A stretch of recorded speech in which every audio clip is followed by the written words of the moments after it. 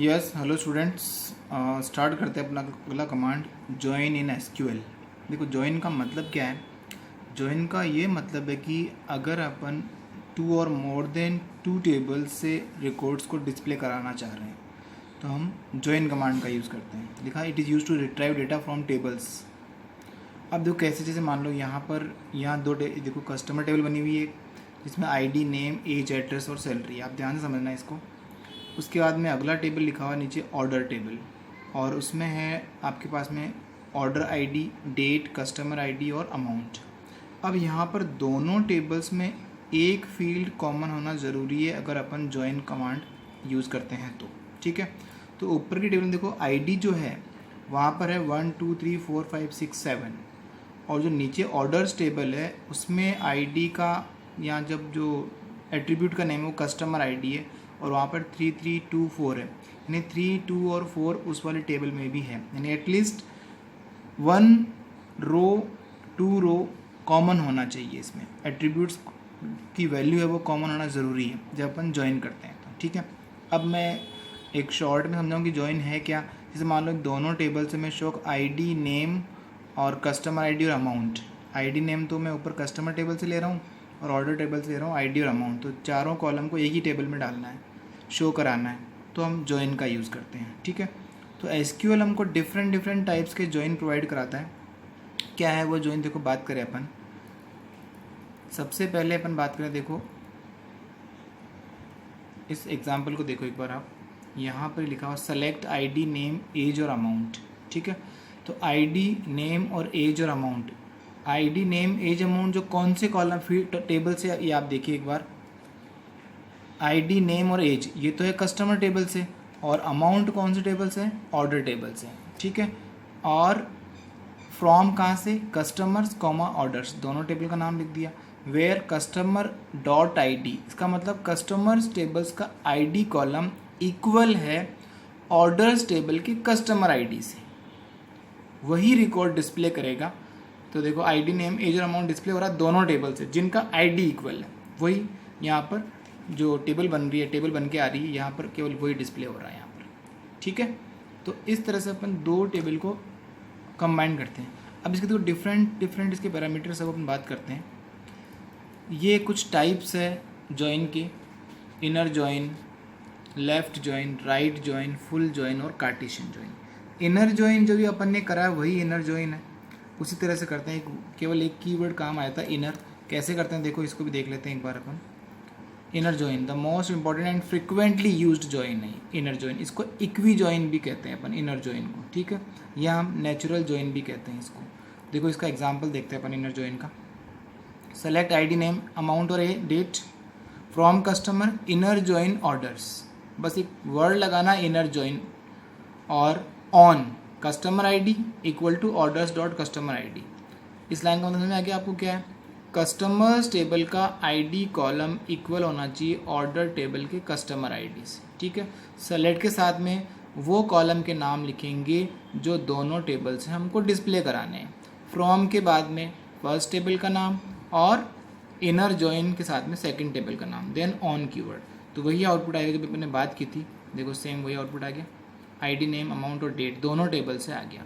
ID, name, amount और date, तो ID और नेम वो तो कस्टमर टेबल का देखो अपनी मेन टेबल ही है, और डेट और अमाउंट जो है वो आ रहा है आपका ऑर्डर टेबल से। ठीक है, तो ये इनर ज्वाइन हुआ। अब बात करते हैं अपन आगे, नेक्स्ट जो ज्वाइन लेते हैं अपन left join.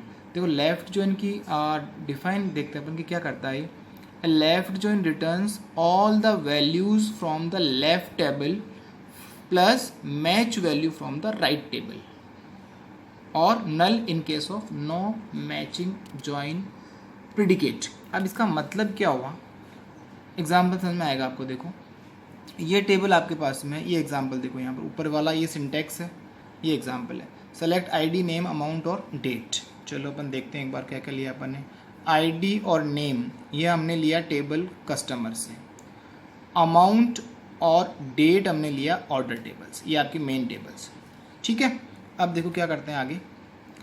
From customer left join, पहले इनर लिखा होता, अब left join orders on customer ID equal orders dot customer ID.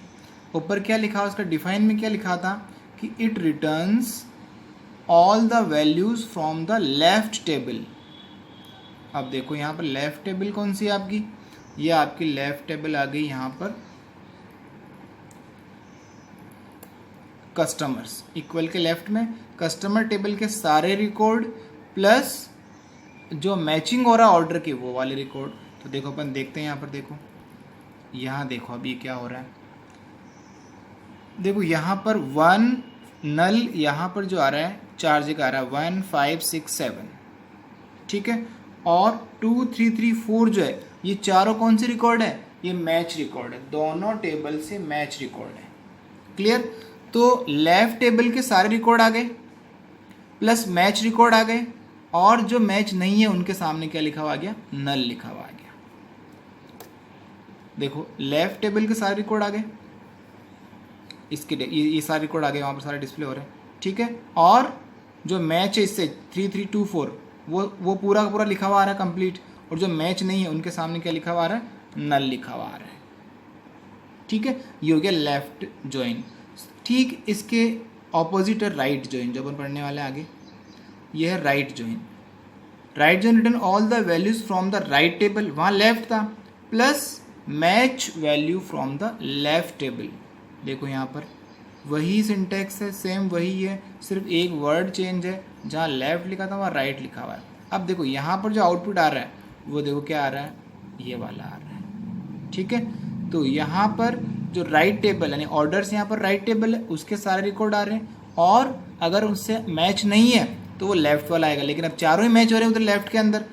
भाई यहाँ पर ये चारों रिकॉर्ड इसमें मैच हो रहे हैं, कैसे हो रहे हैं, 3 3 2 4, यहाँ पर 3 3 2 4 है। सपोज यहाँ पर एक रिकॉर्ड नंबर, यहाँ कस्टमर आईडी मान लो 10 नंबर होता तो वो 10 भी शो कर देता नल के साथ में, ठीक है, लेकिन यहाँ पर है ही नहीं, सारे मैच हो रहे हैं, इसलिए वो सारे रिकॉर्ड डिस्प्ले करा रहे हैं, ठीक है। ये हुआ आपका राइट ज्वाइन।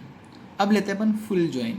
फुल ज्वाइन क्या करता है, it combines the result of both left and right tables या राइट ज्वाइन, यानी दोनों टेबल्स के टोटल रिकॉर्ड्स को ये शो कर देगा फुल ज्वाइन। कैसे करेगा देखो एग्जांपल, देखो select ID name amount date from customers, full join on customer ID equal to order ID. तो यहाँ पर देखो टोटल कितने रिकॉर्ड आने चाहिए अपने पास में, ये देखो सारे के सारे दोनों टेबल्स के सारे रिकॉर्ड अपने पास में यहाँ पर आ जाएंगे। दोनों कौन कौन से टेबल है अपने पास में, कस्टमर्स और ऑर्डर टेबल है, ये देखो यहाँ पर कस्टमर और ऑर्डर टेबल के सारे रिकॉर्ड आपके सामने डिस्प्ले हो गए, 1 2 3 3 4 5 6 7 3 3 2 4, उसके भी और इसके भी कंप्लीट, ये इसको बोलते हैं फुल ज्वाइन, ठीक है।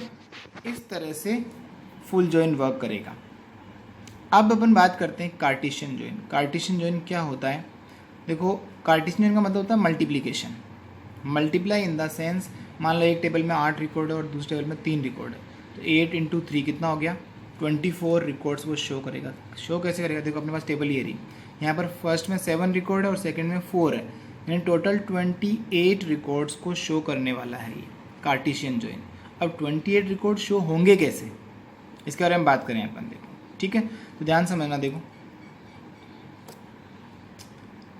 ये अपन ने कमांड दिया यहाँ पर कार्टेशियन ज्वाइन का, select ID name amount date from customers और ऑर्डर्स। अब देखो यहाँ पर कोई भी कंडीशन नहीं लगेगी कार्टेशियन ज्वाइन में, ध्यान देने वाली बात यहाँ पर ये है, select ID name amount date from customer comma orders, और सेमीकोलन लगा के कमांड को अपन ने क्या कर दिया, फिनिश कर दिया।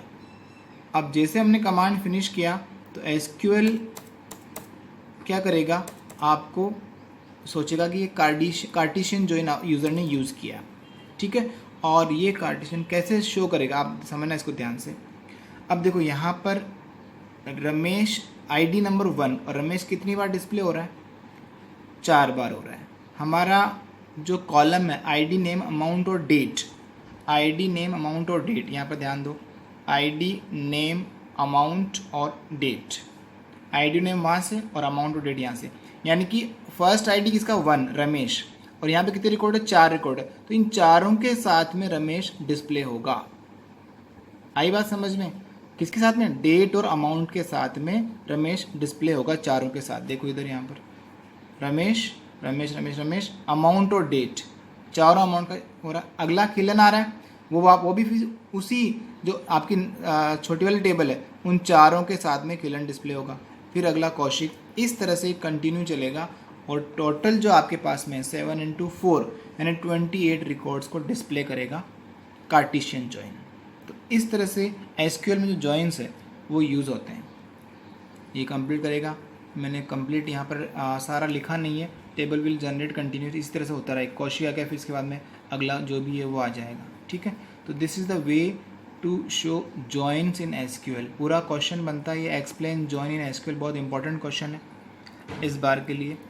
तो आप ध्यान से समझना इसको जॉइन कैसे करते हैं अपन एसक्यूएल के अंदर। आपको कम से कम 2 टेबल की रिक्वायरमेंट रहती है एटलीस्ट, और उन दोनों टेबल्स में से कौन से मैचिंग अनमैचिंग रिकॉर्ड्स आपको डिस्प्ले कराने हैं, यानी दोनों टेबल्स के डेटा को एक साथ डिस्प्ले कराने के लिए हम जॉइन का यूज़ करते हैं एसक्यूएल के अंदर। ये तो था जॉइन।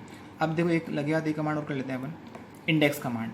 एसक्यूएल में इंडेक्स का मतलब क्या होता है, पहले बात करें अपन। जैसे आपकी बुक में इंडेक्स है, उसका यूज़ क्या है? उसका यूज़ ये है कि आप फास्ट सर्च कर सकते हैं किसी भी चैप्टर को, चैप्टर का नाम और पेज नंबर, तो डायरेक्ट अपन उसी पेज पे जाने की कोशिश करते हैं, वही इंडेक्स है।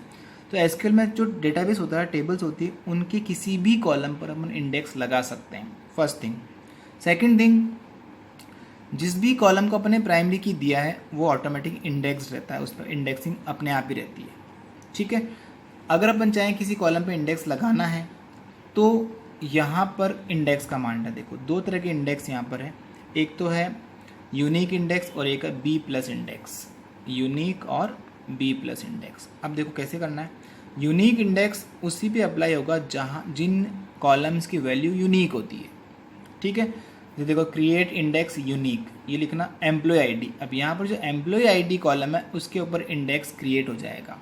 इंडेक्स कभी दिखता नहीं है, उसकी एक एसक्यूएल सेपरेट फाइल बना देता है, बस सर्चिंग में काम आता है, फास्ट सर्चिंग के लिए। भाई कभी आपको इंडेक्स नज़र नहीं आएगा कि यार इस पर इंडेक्स है या नहीं है, उसकी एक सेपरेट फाइल ज़रूर बन जाती है idx.idx करके। ठीक है, दूसरा यहाँ पर B+ इंडेक्स, इसमें क्या देखो अब ये इंडेक्स किसी भी कॉलम पर, चाहे वो वैल्यूज़ उस कॉलम की वैल्यू यूनिक हो या नहीं हो। जैसे मैंने लिखा create index name from employ, तो यहाँ पर जो नेम कॉलम है उस पर इंडेक्स क्रिएट हो जाएगा। अब जो सर्चिंग फास्ट होगी नेम कॉलम पर, इजीली अपन सर्च कर सकते हैं, चाहे लाखों रिकॉर्ड हो। हम जैसे नाम देंगे ऑटोमेटिक उसकी डिटेल हमारे सामने आ जाएगी। कई बार देखो आप नेम से अपन सर्च कर लेते हैं, तो वो इसीलिए होता है कि उस कॉलम पर इंडेक्सिंग रहती है। ठीक है, this is about index and join in SQL. Okay, thank you.